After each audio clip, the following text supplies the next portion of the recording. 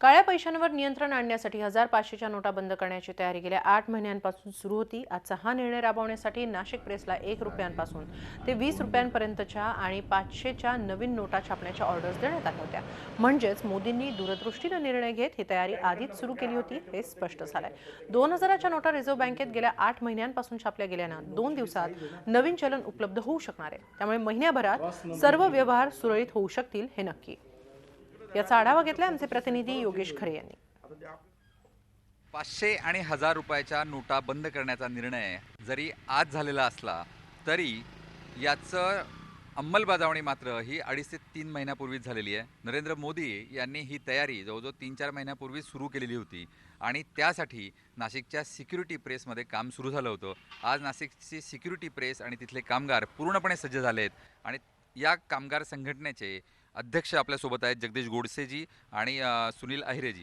आपण दोघांकडून जाणून घेऊया की नेमकं हा जो डिसिजन सगळा झाला आणि 2.5 महिन्यापूर्वी हे तुमचं काम सुरू झालं ते कशा पद्धतीनं ह्या सगळ्या नोटा तयार करण्यात आल्या?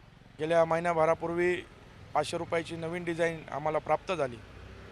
त्या कामाची सुरुवात RBIच्या 2 प्रेसेस या ठिकाणी पहिली करण्यात आली, त्यानंतर देवास या प्रेसमध्ये करण्यात आली आणि आता 15 दिवसापूर्वी नाशिकमध्ये करण्यात आलेली। देशामध्ये 4 प्रेसेसमध्ये चलनी नोटांची छपाई त्या ठिकाणी होत असते। त्यामध्ये म्हैसूर, सालबोनी आणि देवास या ठिकाणून ऑलरेडी 15 ते 20 मिलियन 500च्या नोटा RBIला पाठवण्यात आल्या आहे। या हप्त्याच्या शेवटपर्यंत आम्ही पण 5 मिलियन नोटा त्या ठिकाणी पाठवण्याचं उद्दिष्ट त्या ठिकाणी ठेवलेलं आहे।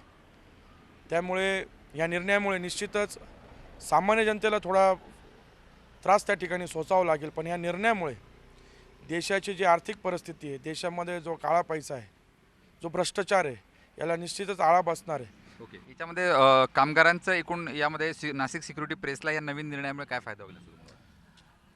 फायदा म्हणण्यापेक्षा जो भारत सरकारने हा जो निर्णय घेतलेला आहे याच्यामधनं जो काळा पैसा आणि भ्रष्टाचाराला जो आळा बसणार आहे, आपल्या अर्थव्यवस्थेमध्ये जी फोर्जरी नोटा ज्यावेळेस बनावट नोटा या आल्यानंतर अर्थव्यवस्था ढासळत असते आणि सरकारने हा निर्णय घेतल्यामुळं आपल्या अर्थव्यवस्थेला एक चांगल्या प्रकारे चालना मिळणार आहे आणि त्याचाच फायदा म्हणून currency note press, bank note press असेल, RBIचे दोन्ही कारखाने असतील, येथील कामगारांना याच्यामुळे काम मिळणार आहे। व्हिडिओ जर्नलिस्ट सोनू भिडेसह योगेश खरे, झी मीडिया, नाशिक।